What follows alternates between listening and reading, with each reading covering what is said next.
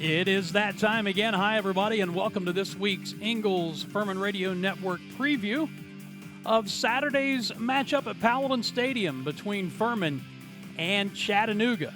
Clay Hendricks' team looking to go 2-0 out of the gate in SoCon play. First of back-to-back home games this week against the Mocs, next week Western Carolina, leading into the bye week. So a chance to make some waves against two of the other teams who were predicted to be at or near the top of the SoCon standings here in 2024. I am Dan Scott. It is great to have you with us. The Paladins, of course, coming off of a scintillating come-from-behind win at the Citadel last week, 17-16. And with everything that has happened this season, with injuries and losing a game because of Hurricane Helene and everything else, the Paladins are now 1-0 in SoCon play and can get back to 500 on the season. I guess technically get there for the first time with a win this weekend and build some momentum heading into next week with Western Carolina with the bye week following, and a chance then you would hope to get some guys who are a little banged up feeling better and everything that goes with that bye week. Task at hand, though, is this Chattanooga squad coming in that has had a season in many ways very similar to that of Furman. By the way, I'm Dan Scott, in case you didn't know.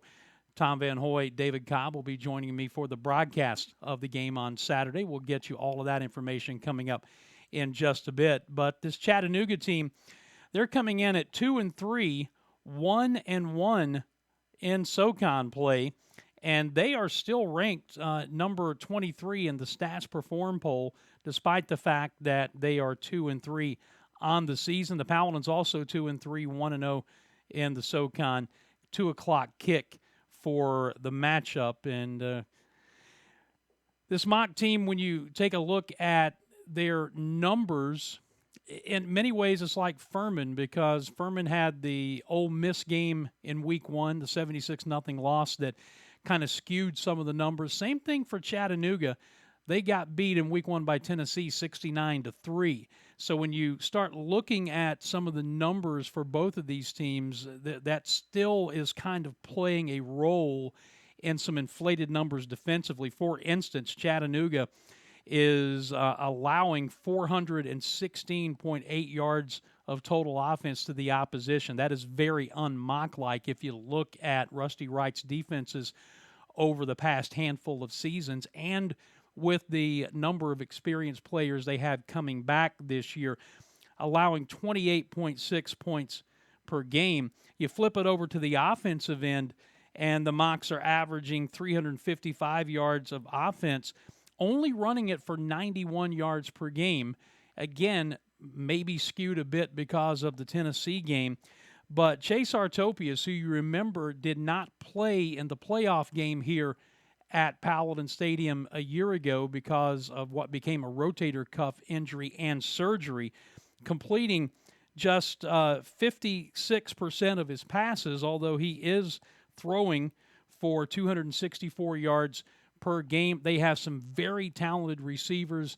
We'll talk about that in just a moment. But when it comes to the series, and I clipped this right out of Hunter Reed's notes so you can read along with me, Furman holds a 33-21 lead, 15-12 here in Greenville, including a 14-8 mark at Paladin Stadium. Paladins have won 3 in a row. 2 of those last season. The come-from-behind win when Tyler Huff got hurt and Carson Jones came off the bench in Chattanooga on that stretch of games where the Paladins won 3 of 4 in that gauntlet on the road. Well, they won all 4, but 3 of the 4 were on the road. So they beat them twice a year ago and have won 6 of the last 8 meetings against the Mocs.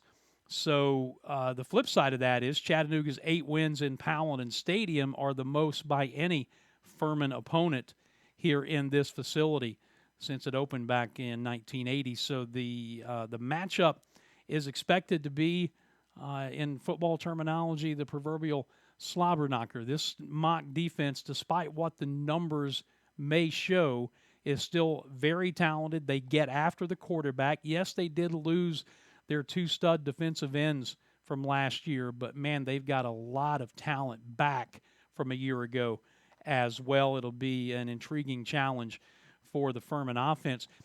Can they run the football? Can the Paladins do what some other teams have done against Chattanooga and run the football effectively? And Clay Hendricks talking to me this week about, with this particular team at this particular moment, redefining, in a sense, what a successful running game looks like. Do you start looking at more of yards per carry? Because this has turned into, somewhat out of necessity, especially when you're playing from behind, more of a pass-heavy offense. The intriguing thing to me, though, and we talk about this, you'll hear this conversation with Justin Roper a bit on our Pepsi Countdown to Kickoff, and with Ed Patterson when we go in the trenches and talk about the offensive line play. You go back to the final touchdown drive against William and Mary, and then you look at the final touchdown drive, the game-winning drive against the Citadel last Saturday. Both times in the red zone, the Paladins were able to run the ball effectively. In fact, last week, they go pass to get there, and then run it 3 straight times to get to the 6-yard line, and then set up the fake handoff, the play-action bootleg to the right, and the game-winning touchdown to Jackson Pryor. So in an area of the field where it should be more difficult to run the football, they actually had success on those 2 important late-game touchdown drives. I asked Ed Patterson, is that more technique or is that more mindset? And you'll have to listen to his answer on the Pepsi Countdown to Kickoff to hear what he said. But the offense obviously came alive last week with the hurry up, the up tempo in the second half to change things up. Talked to Justin Roper about that, when to do it, why to do it, and what happens if you're not successful doing it. All of those factors go into play, but it definitely changed the game a week ago against the Citadel. Will we see it against Chattanooga? Remains to be seen. Could be out of necessity. It could be just a change-up. But one thing for sure, the confidence that is growing between offensive coordinator and true freshman quarterback is obvious. And you're starting to see that confidence build with the rest of the offense as well. And if you allow yourself to cast an eye to the future, and I know we're talking about right now, but if you look at the playmakers on this team, the youth, the true freshman quarterback, the youth at wide receiver, what you have at running back, there's a lot of reason to be really excited about what the future holds. And that future could be later this season instead of just looking ahead to next year and the year after. On the defensive side of the ball, it was an interesting tale of 2 halves for Dwayne Vaughn's defensive unit last week, because they had trouble getting off the field in the first half. Some of that was penalty related. Some of it was just blowing assignments, and a couple of his veteran players, he was telling me, blowing assignments. And at one point, the Citadel was 6 out of 10 on third down. They finished 6 of 20. So the defense really got it together through 5 consecutive 3-and-outs in the second half, and the Citadel went 0 for its final 10 on third down. And the way they played in that second half reminded you a bit of what we've seen out of that defense the last 2 years. Luke Clark, my goodness, living in the backfield and hitting their quarterback play after play after play, and that begins to wear on a quarterback and his line and everything else as the game goes on. So hopefully they'll be able to carry that momentum into this week. And I mentioned this Chattanooga offense, and they have some talent at the receiver position. Sam Phillips in the slot, in fact, is off to what you would have to say is a monster start. 30 catches, 590 yards, and 3 touchdowns through their first 5 games. Javon Watley, you remember the big plays he made from a year ago, 21 catches, 283 yards, and 3 touchdowns. And then they have another young man on the outside, their ex-receiver Chris Dummercant, 12 catches, 209 yards. So they can get it done through the air. The running game has been good enough to give them a little bit of balance, but they like to put the ball in the hands of Chase Artopius. What they have not done so far this season, and perhaps it's because of the rotator cuff surgery, they have not used him in the running game as much as maybe they would have in the past. So I know that Dwayne Vaughn, the defensive staff, have picked up those trends on film. Does Chattanooga kind of throw caution to the wind this week? Who knows? That's why these games are so much fun to talk about and prepare for, the back-and-forth chess match between coordinators on both sides of the ball for both teams. It's really fun to talk about and get into, and then on Saturday, see how it all plays out. From a conference standing standpoint, this game, again, gives Furman the opportunity to improve to 2-0 in the league. Mercer still leading the league, 3-0, 5-0 overall. Samford, Furman, and Western Carolina 1-0 in SoCon play.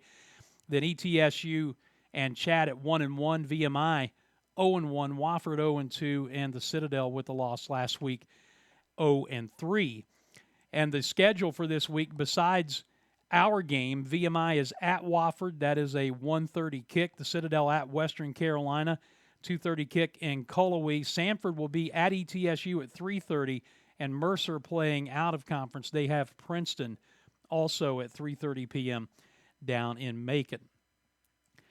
From our standpoint, it is a 2 o'clock kick, and I hope you saw what we here at Furman put out via social media and on our website this week. We are going to have our impressive new 18-wheeler trailer, affectionately called the Ben Den, for this week and next week, parked in the fan zone, and we are going to be taking donations of relief supplies to deliver to Helene victims in Western North Carolina. You can go to the website, you can go to social media. There's a huge graphic there that tells you all of the supplies that are needed that we will be collecting.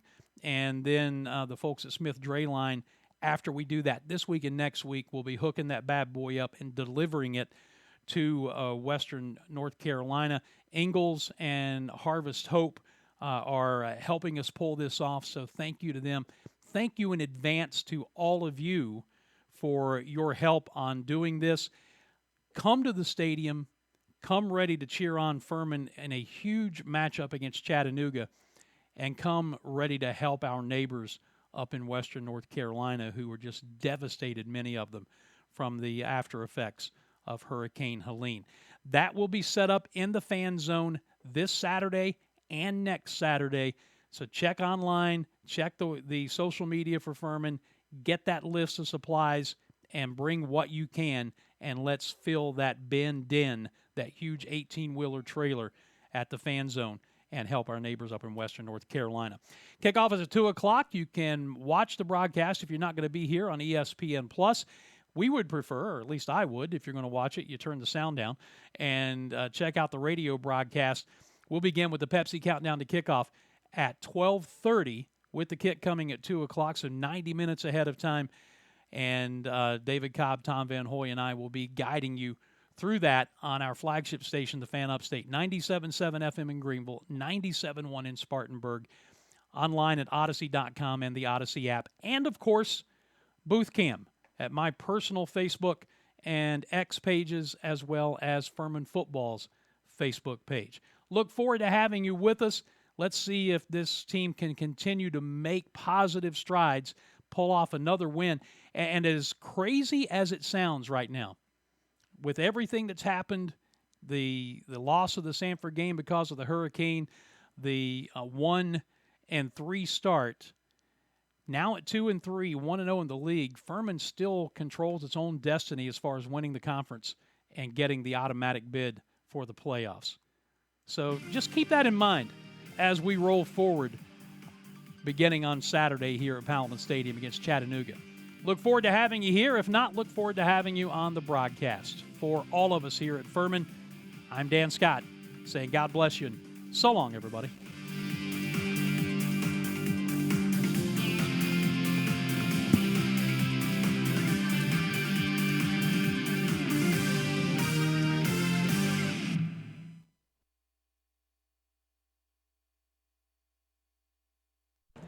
Clay Hendricks having a very heated conversation